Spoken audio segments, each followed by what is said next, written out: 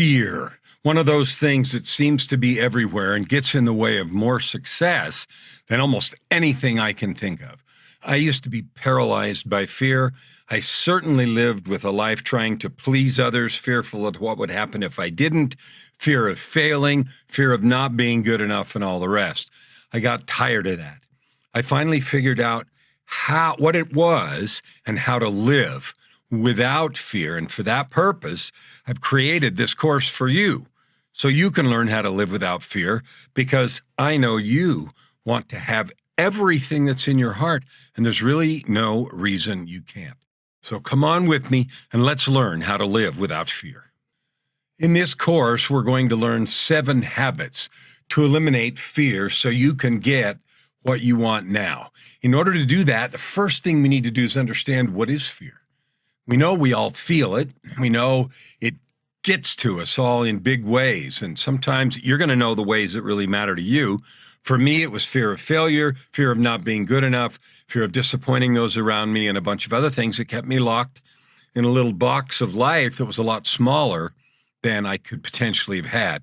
And we've all heard a bunch of slogans and definitions, things like forget everything and run, or face everything and rise. Those are cute, right? But they don't really help us get past fear, and white-knuckling our way through it isn't the best way. So what is it anyway? Well, we know it's a feeling. We feel it in our bodies. It might be in your stomach, your chest, or your neck. But it starts in the mind. It starts by believing a thought. So really, fear is a story about something that happened in the past, and we believe that it defines the world, or we also believe that it's going to define what's coming in the future. When you really think about it, what you know for sure is fear is not a tangible thing. Like, you can't bring a cup of fear, but even though we can say that and know it's true, we know it's super real. We know that we've seen its impact. It's super powerful, but it comes because, and those real and lasting effects come because we believe something. Okay, so where does it actually come from? Is it some kind of black magic? Is it evil? Well, where it really comes from, it comes from your beliefs, how you define the world. It comes from your experiences. All these are past things. Remember, it comes from your expectations, and it comes from your perceptions. So above all, it comes from how you and I, how we think the world works, what we think will happen. The important thing to understand is the common denominator. It comes from what we think. Now remember that, because that's going to be key in learning how to get rid of it. Well, what does it do? We know it's real and we've all felt it. Well, once in a while it protects us. Everybody uses the old saber-toothed tiger example. Okay, fine. But most of the time it's not helping us. It stops us from doing the things we know we could and maybe should do. And we certainly know it makes us create excuses and make up reasons why we don't do what's possible for us. We also know that it limits us. It limits what we think is possible and what we go for, right? Sometimes it even controls us, feels like, something hot, more than we can even manage. And it also grows until we stop it cold. What I mean by that is, you know how when you think about something, it can get scarier and scarier and scarier. All right, so we know all the bad stuff, right? We've listed it, you felt it, you know it, you've seen it in the act or in the lives of others. So what? The question is, can we eliminate the control that it has? And the good news is the answer is absolutely yes. The purpose of this course is to figure out how we do that. So there are 3 things that we're going to talk about as we learn these 7 habits to eliminate fear. The first is we need to understand what fear is. We've talked a little bit about it, but we're going to dive in a little deeper. Then we're going to change some habits, and that's where we're going to learn 7 new habits. And then after that, we're going to figure out how to play some games. So in order to understand fear, I've got a fun analogy. Bermuda grass. Now, if you've ever lived in Arizona, southern Arizona and Florida, some places, Bermuda grass is this terrifying kind of grass that never seems to go away. It's almost impossible to kill. I've known it to grow 6 or 7 feet under concrete and pop up on the other side. It's really hard to get rid of. Well, fear's kind of like that. It's everywhere, like in the movie, right? All right, so we need to have some more understanding of what fear isn't. Uncertainty isn't fear. Just because we're not certain about what will happen, that by itself isn't fear unless we make it fearful. So in order for uncertainty to bring us to fear, we've got to have a story about the uncertainty. If we don't know the answer to something, that's also not fear by itself, only if we imagine or believe the story about having some terrible consequence. So it's important to know that just not knowing something by itself isn't fear. So what is it? Well, here is an easy to understand definition. It's a belief that something bad or some loss of control, negative thing, some kind of hurt, some kind of danger, some kind of failure, some kind of embarrassment, some kind of, being made fun of, being belittled, laughed at, all that stuff, loss of status or power, and on and on and on. One of those things is coming. That's really what fear is. Now let's get to part 2. Here's where we get to the 7 habits to change your relationship to fear so you can live without it. First of all, you need to dive into your fear. So we talked about what it was in general, but what is your fear in a given situation? Like, why are you feeling that? And this is where you get to the story. What is the story you believe that makes it fearful? So further diving into your fear, what has happened before in your life that gives this situation power? Here is a key. Often we just assume that it happened before, so it's gonna happen again. We believe of necessity the past predicts the future, and creating the habit to realize that it doesn't. The future is blank always. So dive into the fear, don't run away. Understand it, think about where it comes from. That is habit number 1. Habit number 2 is to define the fear. Okay, exactly what are you afraid of? Are you going to die? Is someone going to laugh? Like, exactly what are you actually afraid of? I find it useful to think about what is the worst thing that could happen. And then you can go on and say, well, if that happened, then what? And how likely is that worst awful thing to happen? I'll tell you a funny story. When I left my corporate career after 30 years in 2007, I was called back to give a talk at a large industry conference. Well, there were a lot of traumatic things involved in my leaving the industry I was in for 30 years. And I had a fear, a terrifying fear that people were going to, have found out about some things or talk about them and all that kind of stuff, and that they would boo or hiss, throw tomatoes, chase me off the stage. So the coach I was working with at the time asked me, what's the worst that could happen? And we talked about it. And basically I said, well, they could chase me off the stage with pitchforks and torches. Now, the likelihood of that actually happening was pretty small, but the fear was pretty powerful. So that was the exercise I went through. Then the next piece is to assess some options, right? Well, what else might happen besides the pitchforks and torches in my case? What if it's okay? And I even wrote here, what if you win? But what if it's just okay, right? What could I learn? Well, in my case, just to finish the story, no pitchforks, no torches. Yes, there were some YouTube videos put up by one particular company that was trying to embarrass me, but it all fizzled out and it disappeared. And in fact, they invited me back the next year to speak as the keynote at that conference again. So how likely is some success? Well, I didn't expect that level of success, but I knew that the likelihood of pitchforks and torches was pretty small.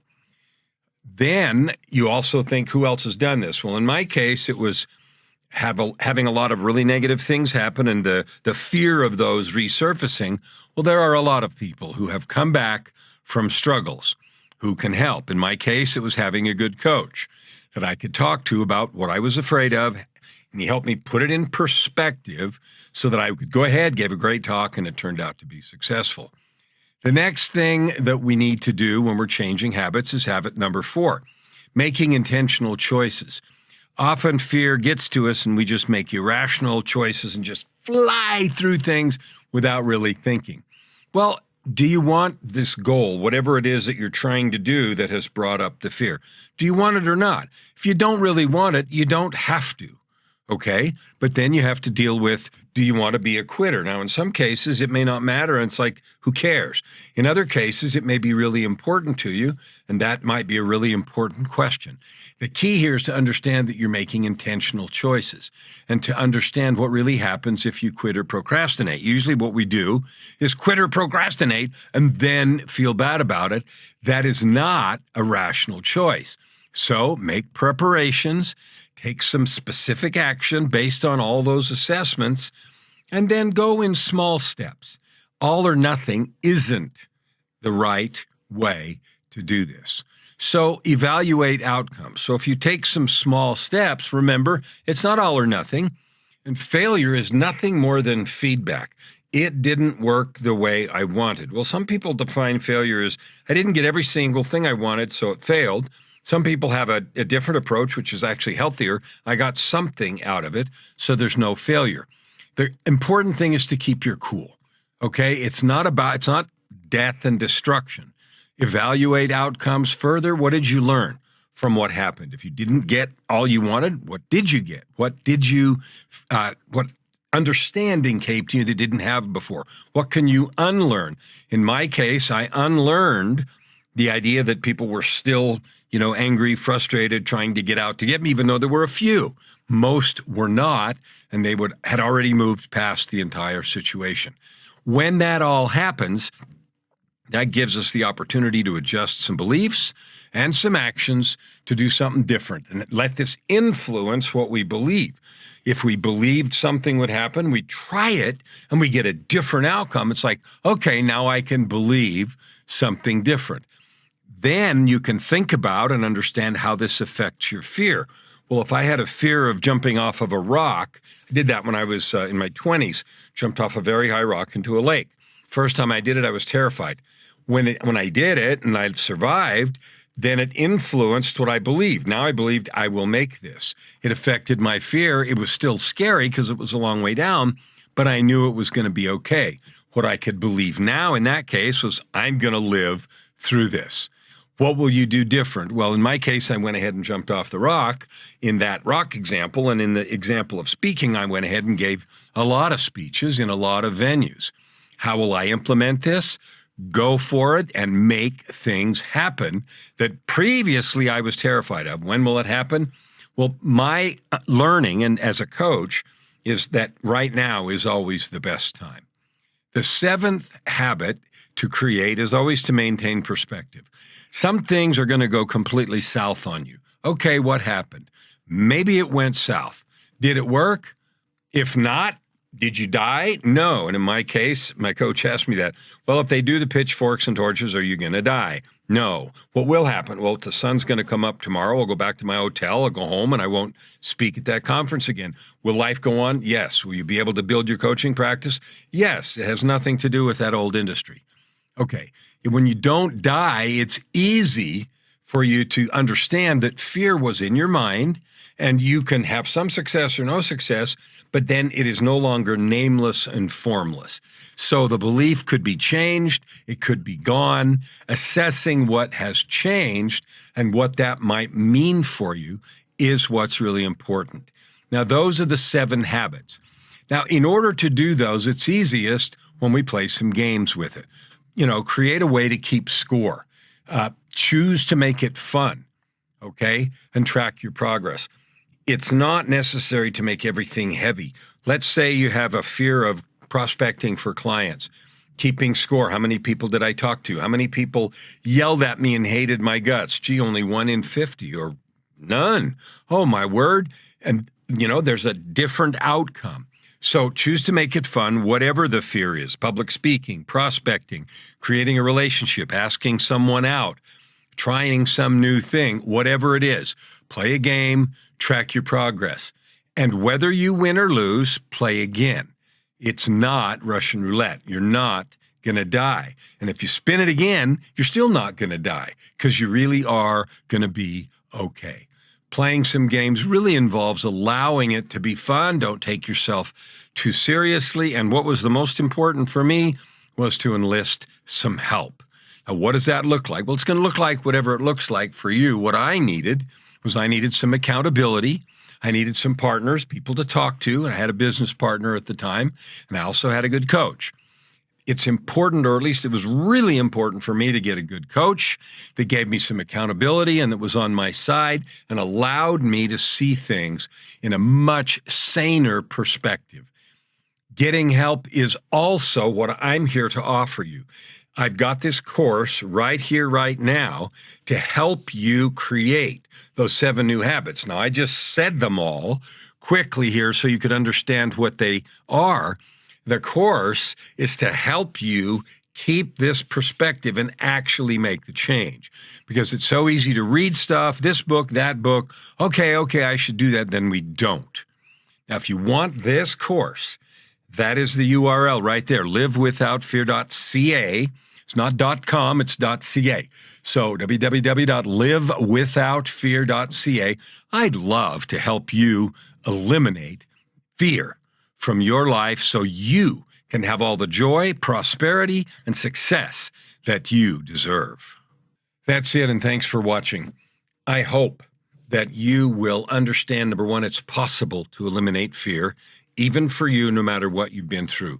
Number two, if you'd like my help and me to show you how I did that and how I created those 7 habits to eliminate fear, I'd love to do that. So get this course and let me help you, because I can truthfully tell you I no longer experience fear. I'm able to do whatever I want to do and create the kind of success because I live with those 7 habits. I'll see you on the inside.